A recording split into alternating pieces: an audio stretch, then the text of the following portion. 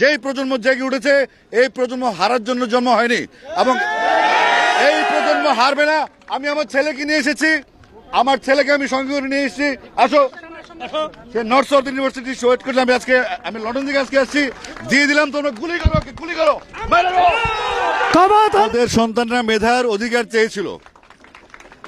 চেয়েছিল মেধার ভিত্তিতে তাদের কর্মসংস্থান, তাদের পড়াশোনা, তাদের সবকিছু হোক। তারা কোনো রাষ্ট্র ক্ষমতার পরিবর্তন চায় নাই, তারা কারো ক্ষমতাচ্যুতি চায় নাই, তারা চেয়েছিল মেধার মূল্যায়ন হোক। সেই মেধার মূল্যায়ন চাইতে গিয়ে যদি আমাদের সন্তানরা বুলেট বিদ্ধ হয়, প্রকাশে দিনে রাতে হেলিকপ্টারে করে এদিকে সেদিকে যে কোনোভাবে আমাদের সন্তানকে হত্যা করা হয়েছে, শিশুদেরকে হত্যা করা হয়েছে, নিরাপরাধ মানুষকে হত্যা করা হয়েছে, নিরাপরাধ ঘরের মধ্যে বসে থাকে বউ যারা পরিবার আছে তাদেরকে হত্যা করে, ছোট ছোট শিশু যারা অবুঝমান পৃথিবীর আলো দেখেন তাদেরকে হত্যা করেছে। এখন এই আন্দোলন থেকে পিছু হটার কোনো সুযোগ নাই, আমাদেরও কিছু করার নেই, আমরা ব্যর্থ। এই ছাত্ররা সড়ক আন্দোলন করেছিল, এই ছাত্ররা এখন কিশোর বয়স থেকে তরুণ হয়েছে এবং তার ম্যাচিউর হয়েছে। আমরা কোনো কিছু সিদ্ধান্ত নিব না, আমরা তাদের অনুগত হয়ে তাদের হুকুম মতো আমরা কাজ করব এবং আমি বিশ্বাস করি যেই প্রজন্ম জেগে উঠেছে, এই প্রজন্ম হারার জন্য জন্ম হয়নি এবং এই প্রজন্ম হারবে না।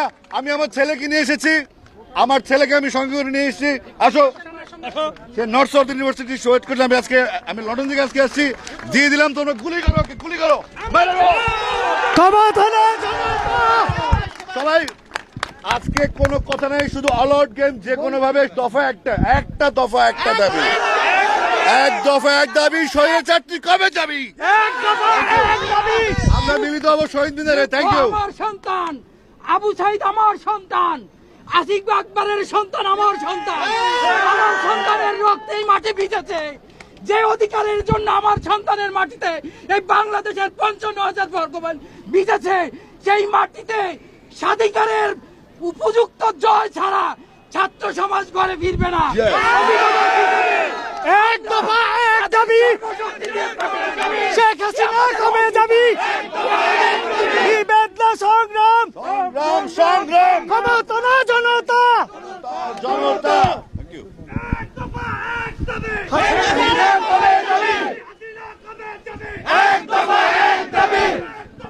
ও কই স্লোগান দেবেন? দিয়েছি তো রক্ত, আরো দেব রক্ত, আরো দেব রক্ত, দিয়েছি তো রক্ত।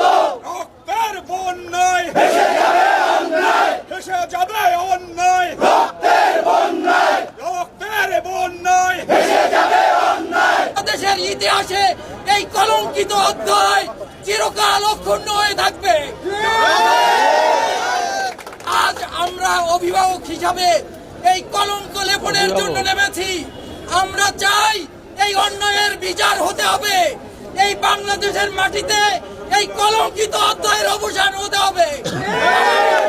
লজ্জায় বাঁচি না, লজ্জায় বাঁচি না, ছি ছি হাসিনা, ছি ছি হাসিনা, লজ্জায় বাঁচি না।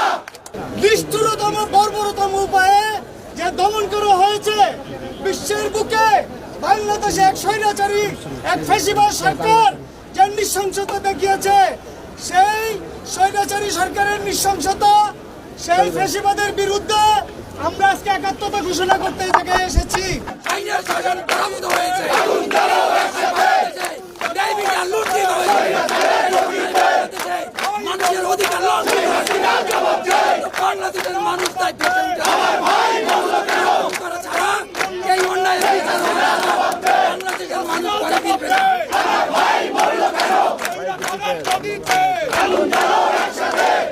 দফা এক দাবি, এক স্বৈরাচারের পদত্যাগ।